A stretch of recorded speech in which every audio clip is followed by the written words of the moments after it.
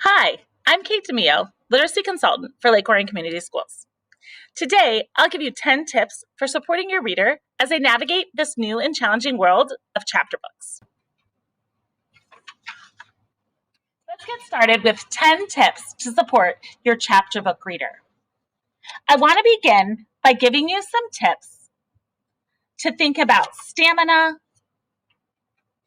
book selection, and really new reading habits that come along with being a chapter book reader. One of the things that happens frequently with chapter book readers is they want to quit the book. They often need our encouragement to keep on, to stick with the book. So we'll want to really make a point to ask them to keep trying, to read through a couple of chapters before they make their mind up about a book. When you help your child select books, it can be helpful to look for books with larger print or more pictures. They're used to there being a picture on every single page. So when they see a few pictures in the book, it takes their anxiety down and increases their confidence. Print size does the same thing. You'll also want to teach your child to use a bookmark. This will be the first time that they can't finish the book in one sitting. So a bookmark can be a really helpful tool. Don't be surprised if your child wants to read series books. In fact, this is encouraged at this point. Series books are really helpful in growing a reader. When you shop for series books, you'll want to make sure that you're paying close attention to the order. It's all of a sudden for the first time the order will really matter to kids. And for some kids, if they have to go out of order, they'll actually quit the series. Especially those mathematical or science-minded kids, they often insist on the series being done in order. So that means you'll want to get probably 2 or 3 at a time when you pick out books. These books, kids will whip through.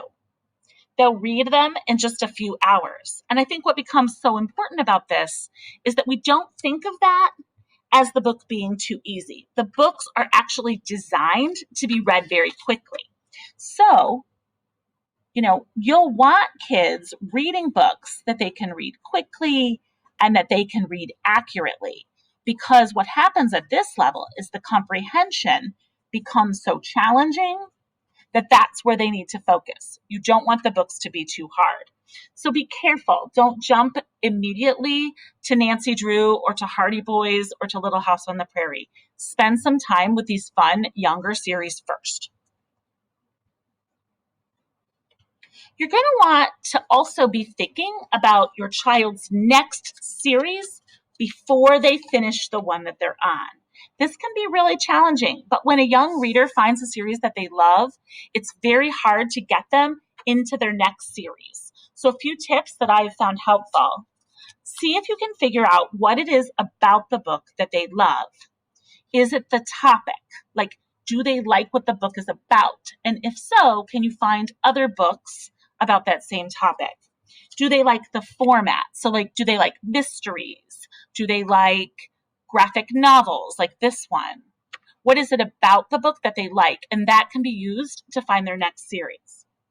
And then think about looking at that author and seeing if that author has any other series books for kids this age or for readers of this ability. Because one of the things we find is that a lot of these authors, once they have a popular series at that level, they'll write another series at that level. So now that we've talked about stamina and selection and habits, I'd like to move us into talking about fluency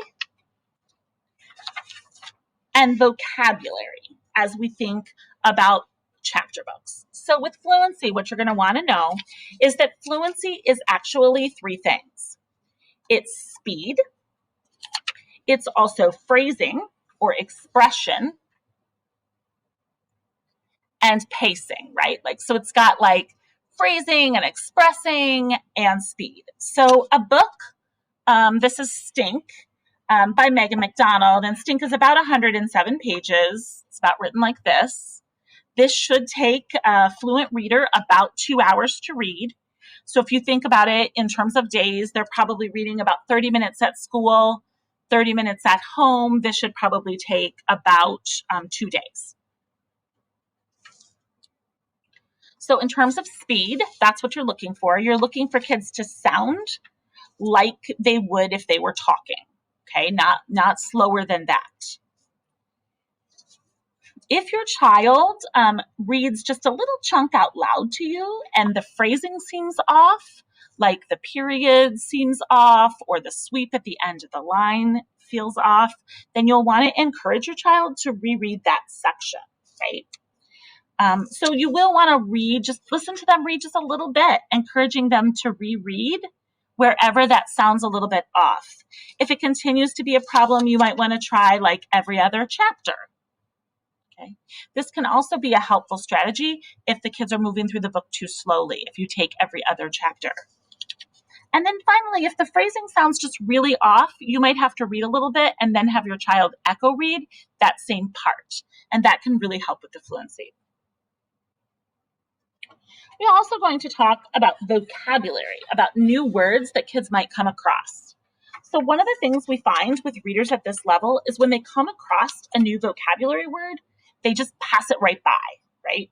So what you really want them to do is like take a Post-it note and actually write down the word that they struggled with, stick it on the Post-it note, so that when you get back together with them, the two of you can pronounce the word, can talk about the word, you can explain the word to your child, they can go back to the sentence and reread it, they can try to use it in a sentence orally, like an original sentence, or you might even take the word and put it on the refrigerator and then see if anyone in your family could use that word again. Vocabulary is a really powerful way to move kids along the continuum of reading. Now I'd like to give you some tips thinking about character work and thinking about setting. So as we think about character work, kids are used to just basically having to name the characters, not necessarily having to really study them. So what you want to think about at this point is have your kids describe the characters on the outside. Luckily at this level, you'll often see like a photograph of the character on the front of the book or maybe in one of the inside pages. Then you want to push them by asking them to tell you what they're like on the inside. This is the really hard part. Like they're a kind person, they're a nice person, they're angry. And then you want to push them to give you examples of places where they saw that. Okay, later that'll be called evidence. If your child's doing really well with that, you may want to ask them about character change or how their character changes throughout the book. Or you might want to ask them about motivation. So like what made your character act that way? At this level, it's also time to start to pay attention to setting. So one of the things that you will find in these books for the very first time is that oftentimes the setting are places that kids have not necessarily been. Okay, so what you might want to do is use a Google image search and show the kids pictures. For example, the book might take place in New York City, so you might want to do a little Google image search and do some New York City pictures. You might have the kids make sketches of the setting as it gets described, or make a little map that goes along with the book. Finally, you'll want to think about the setting changes and how the setting changes. And if the setting in fact changes, you'll want to note that. At this level, you also want to support kids by thinking about the plot. So you'll want to think about what they remember about the book. This is the hardest part about being a new chapter book reader. It's about remembering what you read from chapter to chapter. They've never had to do that before. So I'm going to give you a few tips on how you might approach that. The first thing you could do is you and your child could each read your own copy of the book. So for example, you might have a Kindle and you both might be reading it simultaneously, or you might have multiple copies. And then you just get together and talk about the book. Another way that you could support your reader is by reading the first book out loud. If you read the first book out loud, you can have lots of conversations about the plot, and then they go on to read the second or the third book. They'll be able to do it more successfully. If they continue to struggle with this idea of remembering what they read, you might want to try encouraging them each time they sit down to read to flip to the back of the book and reorient themselves. This is something I do when it's been a long stretch of time since I've been reading the book. I do it to like remind myself of what I was reading. And then finally, if it does continue to be a problem, you might want them at the end of each chapter to just take a Post-it note and put a couple bullets, just a couple key events so that they can remember what they read. If it continues to be a problem where they cannot remember what they read, it might be an indicator that the book is too hard and you want to jump down just a little bit to kind of an easier chapter book.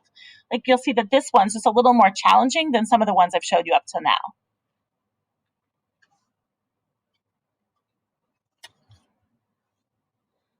Writing about reading can be a challenge at this new point in their lives. They're now reading chapter books, which they've never had gotten to do before. And now we're asking them to pause a little bit and do some writing about their reading. It's really important because as they get older, they'll get in the habit of never stopping and writing about their reading. And it becomes a problem even going into high school. So one of the things that you want to do is think about setting up a situation in which your kids are not writing more than 10% of the time. So if they're going to read for a half hour or so, we're just talking about them writing on a Post-it note for say 3 to 5 minutes. They're writing things like questions or big ideas or things they want to talk to people about. This can be a great introduction into writing about reading.